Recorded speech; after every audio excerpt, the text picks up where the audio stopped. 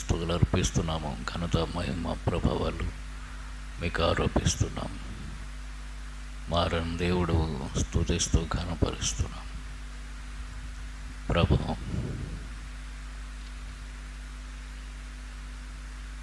అరణ్యములో ఇశ్రాయేలు ప్రజలు మీకు విరోధంగా సడిగినప్పుడు తాపకరమైన సర్పములు పంపించి వాటి కాటు వల్ల మరణమైన వారందరూ మోషే తయారు చేసిన స్తంభం మీద ఇత్తడి స్తంభము నిదానించి చూచినప్పుడు బతికినట్టుగా పాపమనే సర్పం చేత కాటు వేయబడి నిలువెల్ల విషముతో బాధపడుతూ మరణప్రాయుడిగా జీవిస్తున్న నన్ను ప్రభు, నా కొరకు నా ప్రభువు కలువరి శిలువలో విరేలాడి తండ్రి మా ప్రభు వైపు నిదానించి చూసినప్పుడు నన్ను కూడా బ్రతికించినందుకు వందనాలు.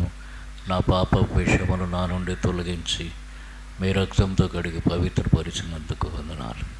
ప్రభువా, ఆ యాకోబు కలలో భూమికి ఆకాశమునకున్న నిచ్చెన మీద నుండి దూతలు ఎక్కుచూ దిగుచున్నట్టుగా ప్రభువా, మీరే నాకు నిచ్చెనై ఉండి మీ మీదుగా పరలోకమునికి ఎక్కిపోయే ధన్యత, నిత్య జీవములో ప్రవేశించే ధన్యత నాకు అనుగ్రహించినందుకు వందనాలు. నా కొరకు ఎంత తగ్గించుకున్నారు ప్రభు.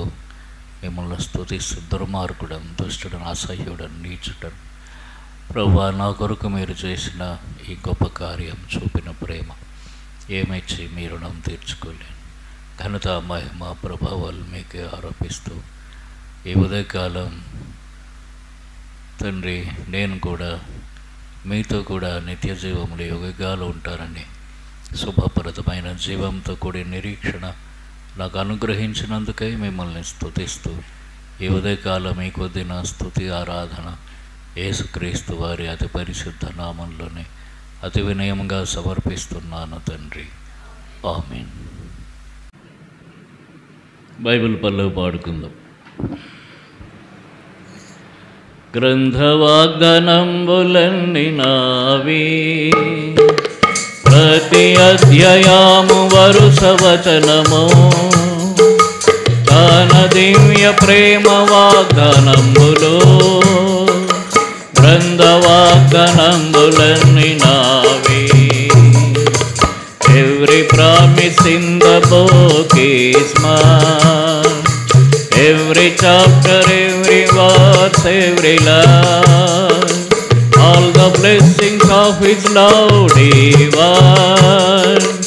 Every promise in the book is mine.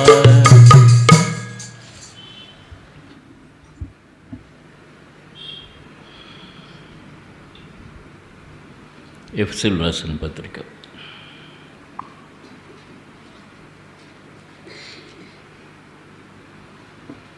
3వ అధ్యాయం 15వ వచనం. ఒక మాట చదువుతాను, వినండి. ఎఫెసీయులకు రాసిన పత్రిక 3వ అధ్యాయం 15వ వచనం. నా వెనుకని చెప్పండి. మీరు అంతరంగ పురుషుని యందు శక్తి కలిగి ఆయన ఆత్మ వలన బలపరచబడినట్లుగాను. ప్రార్థన చేసుకుంటాం. ప్రేమ కలిగిన తండ్రి, మీ పరిశుద్ధ నామాన్ని స్తోత్రాలు యేసు ప్రభు వందనాలు. ఆయన స్తుతులు అర్పిస్తున్నాం. మిమ్మల్ని ఆరాధించుకున్నట్లుగా కృప చూపినందుకు వందనాలు. మరలా మీ బలలో చేయముంచే బుద్ధగా ప్రభా, మీ దివ్య వాక్యం ద్వారా మమ్మల్ని దర్శించండి, మాతో మాట్లాడండి, సరిచేయండి, బలపరచండి. యోగ్యమైన రీతిలో నూతనమైన ఉత్సాహంతో, నిరీక్షణతో, విశ్వాసంతో మీ యొక్క శరీరంలో రక్తంలో పాల్పంపులు పొందేవారుగా చేయండి. యేసు ప్రభు వారి నామంలో వేడుకుంటున్నాము తండ్రి. ఆమేన్. కొరింథీయులకు రాసిన మొదటి పత్రిక 11వ అధ్యాయం 28వ వచనం అందరం కలిసి చదువుకుందాం. 1 కొరింథీ 11:28 అందరం కలిసి చదువుకుందాం. కాబట్టి ప్రతి మనుష్యుడు తను తాను పరీక్షించుకున్న వల్ల అలా చేసే రొట్టెని తిని ఆ పాత్రలో ఉంది త్రాగవలను. కాబట్టి ఇక్కడ మనం ఎఫెసీయులకు రాసిన పత్రికలో చదువుకున్నటువంటి మాట ఏమిటంటే, మీరు అంతరంగ పురుషుని యందు శక్తి కలిగి ఆయన ఆత్మచేత బలపరచబడినట్లు. అంతరంగ పురుషుని యందు బలము, శక్తి, ఇది మనకు అవసరం. ఎందుకు అవసరం అంటే మనం అంతరంగంలో బలహీనపడతాం. ఎప్పుడు బలహీనపడతామంటే 2 విషయాల్లో బలహీనపడతాం. 94వ కీర్తనలో చూడండి, ఒక మాట చెప్తాడు. 94వ కీర్తన 18, 19 వచనాలు కలిసి చదువుకుందాం. 94వ కీర్తన, Psalm 94 verse 18, 19. నా కాలు జారనని నేను అనుకొనగా యెహోవా నీ కృప నన్ను బలపరచుచున్నది. నా అంతరంగమందు విచారములు హెచ్చగా నీ గొప్ప ఆదరణ నా ప్రాణమునకు నెమ్మది కలుగజేయుచున్నది. నా అంతరంగమందు విచారములు హెచ్చగా. ఈ కీర్తన ఎవరు రాశారో పైన రాయబడలేదు. 90 నుంచి, ఇది మోషే కీర్తన 90, తర్వాత ఎవరు రాశారో రాయబడలేదు. 92వ కీర్తన విశ్రాంతి దినమునకు తగిన కీర్తన అన్నాడు. అయితే ఇక్కడ కీర్తనకారుడు అంటాడు, నా అంతరంగమందు విచారములు హెచ్చగా. 2 సమయాల్లో మన అంతరంగంలో విచారములు హెచ్చుగా ఉంటాయి, లేదా అంతరంగంలో ఆ విచారం వలన మనం అంతరంగంలో బలహీనపడతాం. కారణాలు ఏమిటంటే చూడండి, కొరింథీయులకు రాసిన 2వ పత్రిక, 12వ అధ్యాయం. కొరింథీయులకు రాసిన 2వ పత్రిక 12వ అధ్యాయము 7వ వచనం నుంచి 9వ వచనం వరకు కలిసి చదువుకుందాం. 2 కొరింథీ 12, 7 నుంచి 9 వరకు కలిసి చదువుకుందాం. నాకు కలిగిన ప్రత్యక్షతల వలన విశేషంగా ఉన్నందున నేను అత్యధికంగా హెచ్చిపోకుండా నిమిత్తము, నాకు శరీరంలో ఒక మిల్లు నేను అత్యధికంగా హెచ్చిపోకుండా నిమిత్తం దాన్ని నలగొట్టుటకు సాతాను యొక్క దూతగా ఉంచబడి అది నా యొద్ద నుండి తొలగిపోవాలని దాని విషయమై మమ్మారు ప్రభువును వేడుకుంటుని. అందుకు నా కృప నీకు చాలు, బలహీనత యందు నా శక్తి పరిపూర్ణమగుచున్నదని నాతో చెప్పి, కాగా క్రీస్తు శక్తి నా మీద నిలిచి ఉండి నిమిత్తం విశేషంగా నా బలహీనతల యందే బహు సంతోషంగా అతిశయపడుదును. బలహీనత యందు నా శక్తి పరిపూర్ణమగుచున్నది. 10వ వచనం అంటాడు, నేను ఎప్పుడు బలహీనుడను అప్పుడునే బలవంతుడను. ఎందుకు? దేవుని ఆత్మ బలపరుస్తూ ఉన్నాడు. ఎప్పుడు? ఆయన వేడుకున్నట్ట, ఏమిటి? ఈ ముళ్ళు నా యొద్ద నుండి తొలగిపోవాలి. ఎందుకంటే తాను శక్తిహీనుడు, బలహీనుడవుతూ ఉన్నాడు. ఇది అనారోగ్యం. అనారోగ్యం వల్ల బలహీనపడినప్పుడు అంతరంగంలో విచారం వస్తుంది. కాబట్టి అది అనారోగ్యం కావచ్చు, ఏ విధమైన శ్రమైనా కావచ్చు, ఇక తట్టుకోలేనటువంటి శ్రమ. 2 కొరింథీ 1వ అధ్యాయం. జాగ్రత్తగా వినండి, క్లుప్తంగా చెప్పి ముగిస్తాను. 2 కొరింథీ 1వ అధ్యాయము 8వ వచనం నుండి 8, 9 వచనాలు కలిసి చదువుకుందాం. 2 కొరింథీ 1వ అధ్యాయం 9 వచనాలు. సహోదరులారా, ఆసియాలో మాకు తటస్థించిన శ్రమను గురించి మీకు తెలియకుండా మాకు ఇష్టం లేదు. అదేదనగా మేము బ్రతుకుదు మన నమ్మకం లేకుండానట్లుగా మా శక్తికి మించిన అత్యధిక భారం వల్ల కృంగిపోతే మరియు మృతులను లేపో దేవుని ఎందే కానీ మా ఎందే మేము నమ్మిక ఉంచకుండానట్లు మరణమగుదు మన నిశ్చయం మా మట్టుకు మాకు కలిగి ఉండే. అత్యధికమైన భారం వలన కృంగిపోయాట. బతుకుదమన్న నమ్మకం కూడా లేకుండా అయిపోయాడు.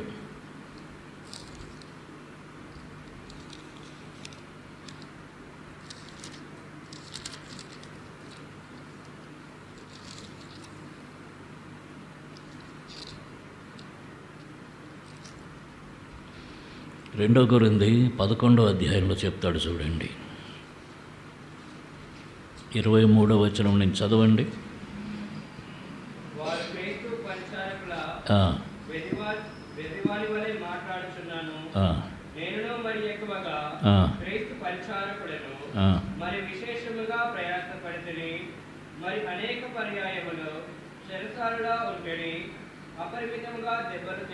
వినండి, అనేక పర్యాయములు చెరసాల్లో ఉన్నట్ట, అపరిమితముగా దెబ్బలు తిన్నట్ట, తర్వాత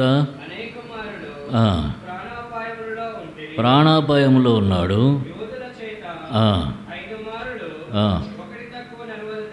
యూదుల చేత 5 మార్లు 1 తక్కువ 40 దెబ్బలు తిన్నాడు. అంటే 39. ఏం దెబ్బలు ఇవి? కొరడా దెబ్బలు.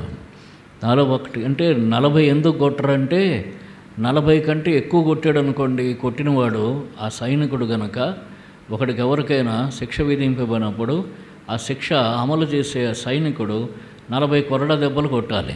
40 కంటే ఒకటి ఎక్స్ట్రా కొడితే అప్పుడు ఆ సైనికుడికి మళ్ళీ 40 దెబ్బలు పడతాయి. అది వాళ్ళ రూలు. వాడు ఒకటి ఎక్కువ కొట్టినందుకు వాడికి 40 దెబ్బలు పడతాయి.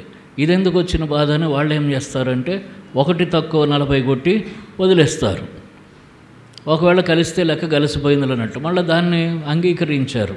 కాబట్టి అందుకంటాడు 1 తక్కువ 40 దెబ్బలు 5 మార్లు కొరడా దెబ్బలు తిన్నట్ట. అసలు ఏమిటా శరీరం ఎట్లా ఉంటుంది ఒకసారి ఆలోచించండి. ఒక ముళ్ళు గుచ్చుకుంటే ఎన్ని సంవత్సరాలు ఎంతకాలం బాధపడుతున్నాము. ఒక చిన్న కురుపులేస్తే చాలు చెయ్యి ఇట్లనే ఉంటుంది, మళ్ళీ దిగదు మనకి. అటువంటిది 40 కొరడా దెబ్బలు 5 సార్లు తిన్నాడు. తర్వాత ఇంకొక మాట చెప్తాడు, ముమ్మారు బెత్తములతో కొట్టబడితిని. ఇది వేరే శిక్ష. బెత్తములతో కొట్టడం. బెత్తములతో కొట్టడం అంటే సామాన్యమైనది కాదు. బెత్తములు అన్న పదం అంటే కర్రలు అన్నమాట. కర్రలతో కొడతారట, ఒళ్ళంతా చీరేస్తారు. అది 3 సార్లు ఆ శిక్ష అనుభవించాడు. శ్రమపడ్డాడు. తర్వాత రాళ్లతో కొట్టబడ్డాడు. ఓడ పగిలిపోయింది 3 సార్లు. శ్రమపడ్డాడు. రాత్రి మగళ్ళు సముద్రంలో గడిపాడు. ఇంకా చూడండి, అనేక పర్యాయ ప్రయాణముల్లో నదుల వలనైన ఆపదలు, దొంగల వలనైన ఆపదలు, నా స్వజనుల వలనైన ఆపదలు, అన్యజనుల వలన ఆపదలు, పట్టణముల ఆపదలు, అరణ్యముల ఆపదలు, సముద్రంలో ఆపదలు, కపట సహోదరుల వలన ఆపదలు. ఎక్కడ లేదు ఆపద, ఎక్కడ లేదు శ్రమ. తర్వాత ఏమంటాడు, ప్రయాసంతోనూ కష్టములతోనూ తరచుగా జాగరణములతోనూ ఆకలి దప్పులతోనూ తరచుగా ఉపవాసములతోనూ చలితోనూ దిగంబరత్వంతో ఉంటేనే ఇంకనూ చెప్పవలసినవి అనేకములున్నవి. అంటే జీవితం అంతా పగలు రాత్రి పట్టణంలో అరణ్యములో, నీటిలో ఉన్న శ్రమే, అరణ్యములో ఉన్న శ్రమే, లేకపోతే భూమి మీద ఉన్న శ్రమే, ఎక్కడ ఉన్న శ్రమే, పగలు శ్రమ రాత్రి శ్రమ, కళ్ళు నిద్రపోతున్న శ్రమ మేలుకునున్న శ్రమ. ఇంత గొప్ప శ్రమ అనుభవించట అపొస్తలుడైన పౌలు. అందుకనే అన్నాడు 2 కొరింథీ 1వ అధ్యాయంలో, బ్రతుకుదుమన్న నమ్మకం ఇక మాకు లేకపోయేను, అత్యధిక భారం వలన కృంగిపోతిమి అని అంటున్నాడు. చూడండి ఎక్కడన్నాడు ఆ మాట, కృంగిపోతిమి. 8వ వచనం చివరి భాగంలో, మా శక్తికి మించిన అత్యధిక భారం వలన కృంగిపోతిమి. అప్పుడు పరిశుద్ధాత్మ ఏం చేస్తాట, అంతరంగముల విచారములు హెచ్చినప్పుడు ఆయన బలపరుస్తాడు. పరిశుద్ధాత్మ దేవుడు తిరిగి బలపరిచి మరలా ముందు కొనసాగటానికి సహాయం చేస్తాడు. కాబట్టి అపొస్తలుడైన పౌలు అక్కడితో తన ప్రయాణం ఆగిపోలేదు. ఆయన చివరి వరకు, తన చివరి దినం వరకు, లిఖింపబడిన దినములు పూర్తి అయినంత వరకు కూడా ప్రయాణం పూర్తి చేసుకున్నాడు, కొనసాగించుకున్నాడు. కనుక మన జీవితాల్లో పరిశుద్ధాత్మ చేసే ఒక కార్యం ఏమిటంటే మన లోపల ఉండి మనల్ని బలపరుస్తాడు. ఆయన బలపరచకపోతే మనం కృంగిపోతాం. మనం కృంగిపోయినప్పుడు కూడా ఆయన మనల్ని బలపరుస్తాడు. ఇది పరిశుద్ధాత్మ చేసే ఒక కార్యం. అక్కడ చూడండి 2 తిమోతి 1:7, 2 తిమోతి 1:7 కలిసి చదువుకుందాం. 2 తిమోతి 1:7 కలిసి చదువుకుందాం. దేవుడు మనకు శక్తియు ప్రేమయు ఇంద్రియ నిగ్రహం గల ఆత్మని ఇచ్చిన కానీ పిరికితనము గల ఆత్మని లేదు. కాబట్టి శక్తి కలిగిన ఆత్మను మన యందు ఉంచాడు. ఈ ఆత్మ మనలో నుండి ఏం చేస్తున్నాడు, మనల్ని బలపరుస్తున్నాడు. కృంగిపోవద్దని చెప్తున్నాడు. అందుకనే అక్కడ చూడండి, యెషయా గ్రంథం 40వ అధ్యాయం 31వ వచనం. యెషయా గ్రంథం 40వ అధ్యాయం 31వ వచనం. యెహోవా కొరకు ఎదురు చూచువారు నూతన బలం పొందుదురు, వారు పక్షిరాజు వల్ల రెక్కలు పైకెగురుదురు, అలాగే పరుగెత్తుదురు, సమస్యలక నడిచిపోవుదురు. కాబట్టి నూతన బలం ఎవరి ద్వారా, మన అంతరంగమందున్నటువంటి ఈ పరిశుద్ధాత్మ ద్వారా మనకు నూతన బలము ఆయన అనుగ్రహిస్తూ ఉన్నాడు. దానిని బట్టి మనం ముందుకు సాగుతాం. కనుక అంతరంగంలో బలహీనడం ఎప్పుడంటే శ్రమలలో. మానసిక శ్రమలు, లేకపోతే ఆర్థిక శ్రమలు, అనారోగ్య శ్రమలు, బంధువుల వలన శ్రమలు, ఇతరుల వలన శ్రమలు, బయట శ్రమలు, ఇంటిలో శ్రమలు, ఈ అనేకమైనటువంటి శ్రమలు, వీటన్నిటిలో కూడా మనల్ని ఆదరించి ధైర్యపరచడానికి పరిశుద్ధాత్మ మనలో ఉన్నాడు. ఈ పరిశుద్ధాత్మ మీద మనం ఆధారపడినప్పుడు ఆయన మనల్ని బలపరుస్తాడు. ఆయన బలపరచబడకపోతే మనము ఆదరింపబడలేము. అందుకని అపొస్తలుడైన పౌలు ఏమన్నాడు చూడండి, 2 కొరింథీ 1వ అధ్యాయంలో 4వ వచనం. 2 కొరింథీ 1:4, దేవుడు మమ్మను ఏ ఆదరణతో ఆదరించున్నాడో ఆ ఆదరణతో ఎట్టి శ్రమలో ఉన్నవారినైనా ఆదరించుటకు శక్తిగలవారు మగునట్లు ఆయన మా శ్రమ అంతటిలో మమ్మను ఆదరించుచున్నాడు. ఈ పరిశుద్ధాత్మకు ఉన్నటువంటి మరొక పేరు ఆదరణకర్త. యోహాను సువార్తలో చూడండి, అక్కడ ఉంటుంది. యోహాను సువార్త 15వ అధ్యాయం. యోహాను సువార్త 15వ అధ్యాయము 26వ వచనం. ఆదరణకర్త అనగా తండ్రి యొద్ద నుండి బయలుదేరు సత్యస్వరూపైన ఆత్మ. కాబట్టి ఆయనకున్నటువంటి పేరు ఆదరణకర్త. 14వ అధ్యాయం 16వ వచనంలో కూడా చెప్తాడు, నేను తండ్రిని వేడుకొందును, మీ యొద్ద ఎల్లప్పుడూ ఉండుటకైన వేరొక ఆదరణకర్తను అనగా సత్యస్వరూపైన ఆత్మను మీకు అనుగ్రహించును. ఆదరణకర్తను మనకు అనుగ్రహించాడు. ఆయన ఏం చేస్తుంటాడు? మనలో నుండి మనల్ని ఆదరిస్తాడు, మనల్ని బలపరుస్తాడు, అంతరంగమందు మనకు బలం అనుగ్రహిస్తాడు, మనకు శక్తి అనుగ్రహిస్తాడు. కనుక మనం తిరిగి బతకగలుగుతాం, తిరిగి విశ్వాసంలో కొనసాగగలుగుతాం, తిరిగి పాపంలోకి పోకుండా, బలహీనపడకుండా, లోకంలోనికి వెళ్ళిపోకుండా, లోకాన్ని ఆధారం చేసుకోకుండా మనం జీవించగలుగుతాం. కనుక ఈ పరిశుద్ధాత్మ మనలో నుండి ఈ గొప్ప కార్యం చేస్తున్నాడు. దీన్ని మనం ఎరిగిన వారమైతే మన అంతరంగంలో ఉండే విచారము తగ్గుతుంది. ఆయన మనల్ని విడిచిపెట్టట్లేదు, మనలో ఉన్నాడు. అంటే మనం ఎక్కడికి వెళ్తే అక్కడికి వస్తున్నాడు. మనం శ్రమ పడుతున్నప్పుడు చూస్తున్నాడు, బాధపడుతున్నప్పుడు చూస్తున్నాడు, అవమానపడుతున్నప్పుడు చూస్తున్నాడు, ఆకలితో ఉన్నప్పుడు చూస్తున్నాడు. అన్ని విషయాల్లో, అన్ని పరిస్థితులు ఆయన మనల్ని చూస్తున్నాడు, మనల్ని ఆదరిస్తూ ఉన్నాడు, మనల్ని ధైర్యపరుస్తున్నాడు. ఒక దినం వస్తుంది మనల్ని ఆశీర్వదిస్తాడు. కనుక యెహోవా కొరకు ఎదురు చూచేవారు నూతన బలం పొందుతారు. బలం ఎట్లా వస్తుంది? పరిస్థితులు మారటం వల్ల నూతన బలం వస్తుంది. ఆ పరిస్థితులు మారేంత వరకు ఎదురు చూసేటటువంటి బలము కూడా అంతరంగ ముందు మనకిస్తాడు. అందుకని మీరు అంతరంగ పురుషుని యందు శక్తి కలిగి ఆత్మ వలన బలపరచబడినట్లుగా. కాబట్టి అంతరంగ పురుషుని యందు శక్తి, బలము దేవుని ఆత్మ మనకు అనుగ్రహిస్తున్నాడు. ఇది ఒకటి. రెండవది, అక్కడ కీర్తన 94లో అన్నాడు. ఏమన్నాడు చూడండి, ఇందాక చదివాం. కీర్తన 94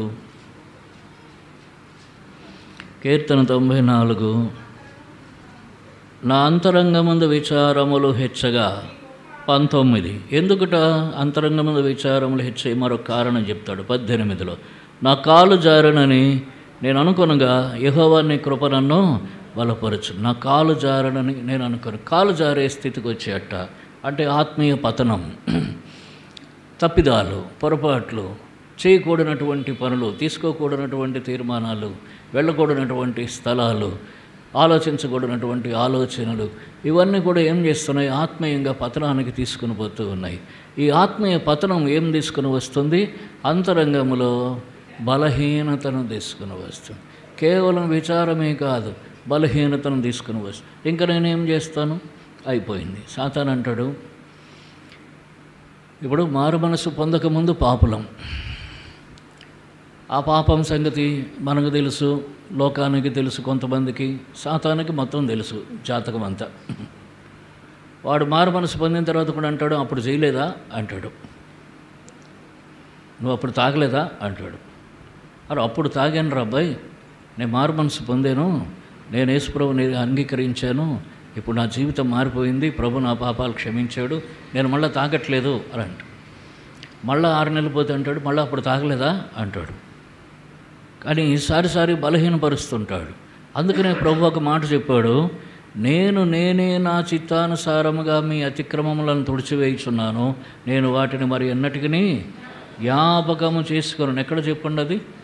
యెషయా 43:19 కాదు, 25.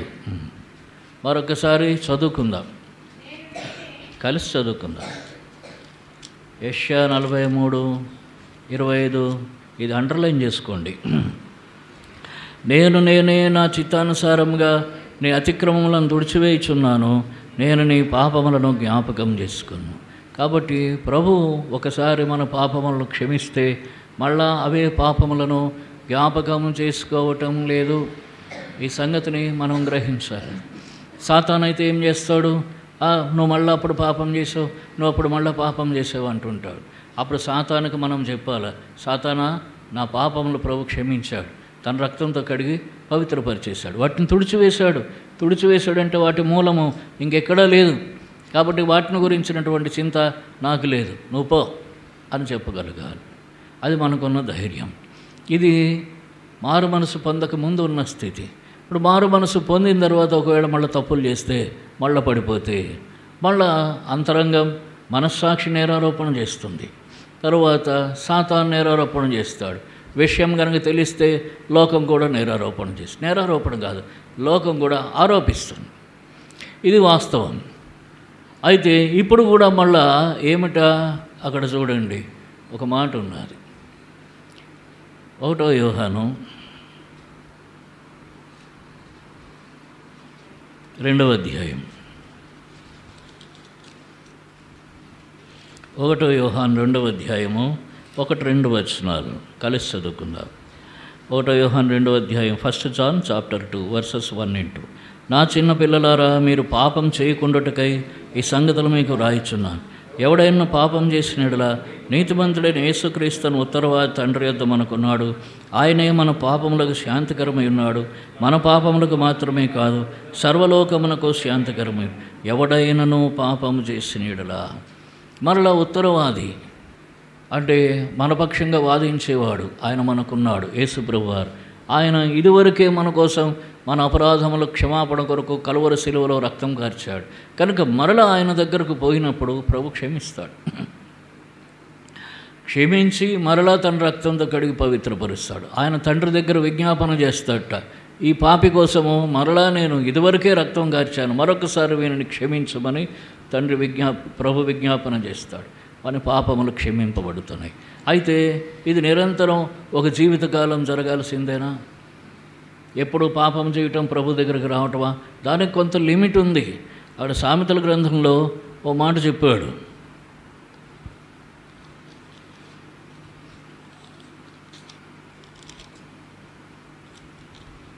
సామెతల గ్రంథం 24వ అధ్యాయం 16వ వచనం. సామెతల గ్రంథం 24వ అధ్యాయం 16వ వచనం. నీతిమంతుడు 7 మారులు పడినను తిరిగి లేచును, ఆపత్కాలమందు భక్తిహీనులు కూలుదురు. నీతిమంతుడు 7 మారులు పడినను అన్నాడు. నీతిమంతుడు ఎన్ని మారులు పడినను అన్నాడా? ఎన్ని మారులు పడినను అనలేదు. 7 మారులు అంటే బహుశా 7 మారులు మట్టుకు దేవుడు అవకాశం ఇస్తున్నాడేమో ఒక విశ్వాసి పడిపోతారు.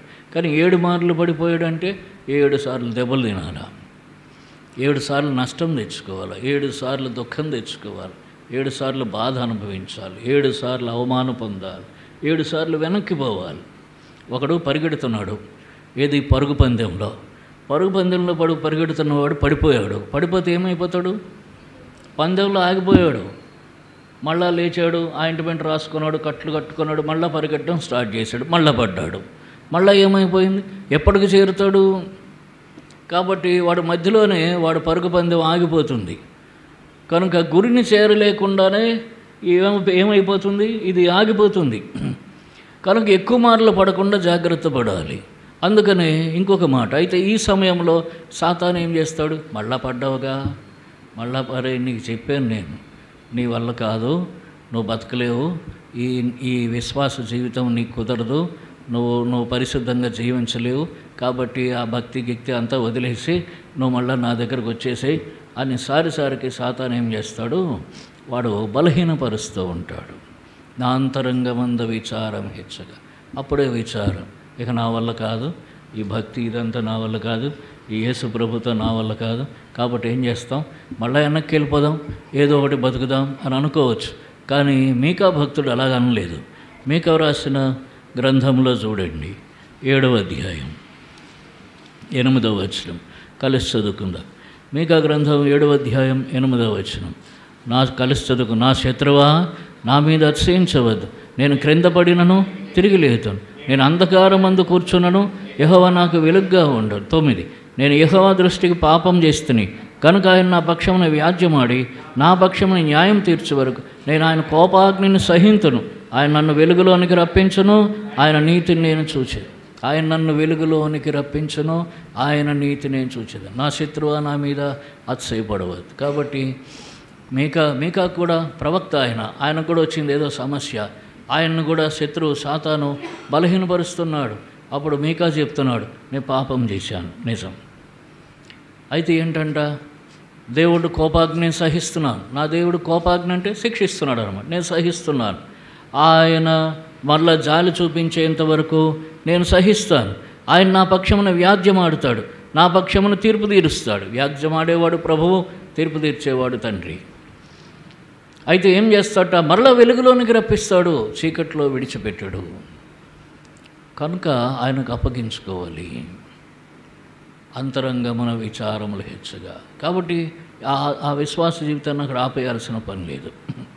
మరలా ప్రభువుకు అప్పగించుకోవాలి. ప్రభువా, నేను పడిపోయింది నిజం, మీకు అన్నట్టుగా నేను పడిపోయింది నిజం, నేను తప్పిపోయింది నిజం, తప్పు చేసింది నిజం, నీకు అప్పగించుకుంటున్నాను. నువ్వు కోపగిస్తావో క్షమిస్తావో ఏం చేస్తావు, నువ్వు శిక్షిస్తే శిక్షించు, కానీ ప్రభువా నన్ను విడిచిపెట్టొద్దు. అప్పుడు ఏం చేస్తాట, ఆయన మనకు ఇందాక 2 తిమోతి 1:7 చూసాం, శక్తియు ప్రేమయు ఇంద్రియ నిగ్రహం గల ఆత్మనిచ్చు. తన ఆత్మ ద్వారా మనల్ని బలపరుస్తాడు. మరలా ఆదరణకర్త, ఆదరిస్తాడు, బలపరుస్తాడు. బలపరిచే ఆత్మ బలపరుస్తాడు, తిరిగి ముందుకు కొనసాగింపజేస్తాడు. ఇప్పుడు లూకాసు వార్త 15వ అధ్యాయంలో చిన్న కుమారుడు ఉన్నాడు. ఇప్పుడు అది చూడక్కర్లే.